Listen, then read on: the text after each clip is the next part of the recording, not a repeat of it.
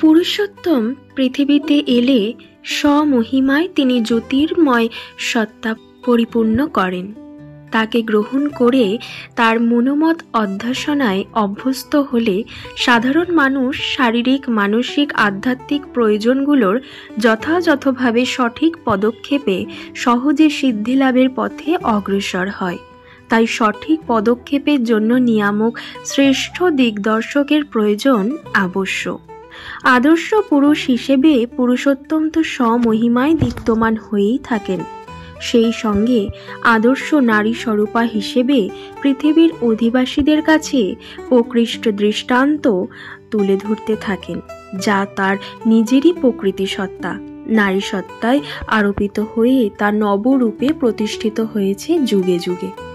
আমাদের জীবন সর্বস্ব পরম দয়াল শ্রী শ্রী ঠাকুরের নারী সত্তার রূপায়ণও ঠিক তেমনই ভাবে সার্থক হয়েছে জগৎ জননী পরমা প্রকৃতি শ্রী শ্রী বড়মার মধ্যেই। পুরুষোত্তমের অন্যতম আধার শ্রী শ্রী বড়মা যে অভিন্ন ও পরমা প্রকৃতি, শ্রী শ্রী ঠাকুর নিজেই সে বিষয়কে সুন্দর করে সহজভাবে প্রকাশ করেছেন তার শ্রীমুখনিসৃত বিভিন্ন ঘটনাবলিতে ও মন্তব্যের মধ্য দিয়ে। 1348 সালের 8ই পৌষ মঙ্গলবার এক বর্ষণ মুখর শীতের দিনে শ্রী শ্রী ঠাকুর বহু বিষয়ে আলোচনা করতে করতে হঠাৎ বললেন, এমন দিনে পিঠে পায়েস না হয় খিচুড়ি এইসব খেতে হয়। কালিদাসী মা বললেন, খাবেন, বড়মাকে বলে আসি। তখন ঠাকুর সহাস্যে উত্তর দিলেন, সে কথা আর জিজ্ঞেস করো কেন? তখন কালিদাসী মা বললেন, কি করতে বলবো? এই প্রশ্নের খুবই স্বাভাবিক সদুত্তর প্রকাশ করলেন তিনি। সে কি আমি বলতে পারি? সে বড় বউ জানে, আমি তো পেলেই মেরে দেবো। কি খাওয়া উচিত, কি খেলে সহ্য হবে, সে বড় বউই জানে। আমার পছন্দ কি তাও তার জানা আছে। আমার পেটের অভিভাবক বড় বউ। শ্রী শ্রী বড়মা কেবল তার পেটের অভিভাবকই ছিলেন না, তিনি ছিলেন তার অংশজাত পরমা প্রকৃতির জগৎ জননী। তাই সারা জীবন শ্রী শ্রী ঠাকুর শ্রেষ্ঠ নারী ও নারীত্ব, শ্রেষ্ঠ মাতা ও মাতৃত্বের উদাহরণ হিসেবে শ্রী শ্রী বড়মাকেই বারবার তুলে ধরেছেন। এমনকি বহু ক্ষেত্রে পাতিব্রত্যের সার্থক দৃষ্টান্তের স্বরূপ হিসেবে শ্রী শ্রী বড়মাকে উল্লেখ করেছেন। তাই শ্রী শ্রী ঠাকুর বড়মা প্রসঙ্গে বলেছিলেন, তুমি সাধ্বী সতী স্বামী পরায়ণা, তোমাকে আমি কি শিক্ষা দেব? বরং আমি তোমার নিকট তোমার স্বামী ভক্তি শিক্ষা করার উপযুক্ত। পারো তো তুমিই আমায় যতদূর পারো চালিয়ে নিও। আবার একথাও বলেছেন, যে স্ত্রী স্বামীকে সাক্ষাৎ দেবতা জানিয়া স্বামী সেবা দেব সেবা মনে করে, স্বামীর সুখে সুখিনী, স্বামীর দুঃখে দুঃখিনী হয়, যে রমণী স্বামী ভিন্ন আর কিছুই জানে না, এমন দেবীর নিকট আমার অনেক শিক্ষার আছে।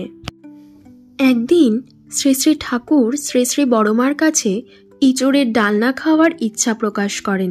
শ্রী শ্রী বড়মার রান্না তখনও কিছু বাকি, ইঁচড়ের সময় তখন নয়। মায়ের নির্দেশে শ্রী শ্রী বরদা তক্ষুনি আশ্রমের সমস্ত গাছে ইঁচড়ের সন্ধানে লোক পাঠিয়ে নিজেও সন্ধানে প্রবৃত্ত হলেন, কিন্তু সবাই ফিরে এলো খালি হাতে। শ্রী শ্রী বড়মা নিরাশ না হয়ে বললেন, আরও খুঁজতে হবে এবং পাওয়া যাবে নিশ্চয়ই। ঠাকুর ভোগের সময় আগত প্রায়। শ্রী শ্রী বড়মা উদ্বিগ্ন হয়ে দাঁড়িয়ে রান্নাঘরের বারান্দায়। হঠাৎ দেখা গেল বড়মার রান্নাঘরের পিছনের কাঁঠাল গাছটার একেবারে মগডালে একটা ইঁচড়। ডালনার উপকরণ আগে থেকেই প্রস্তুত ছিল বড়মার।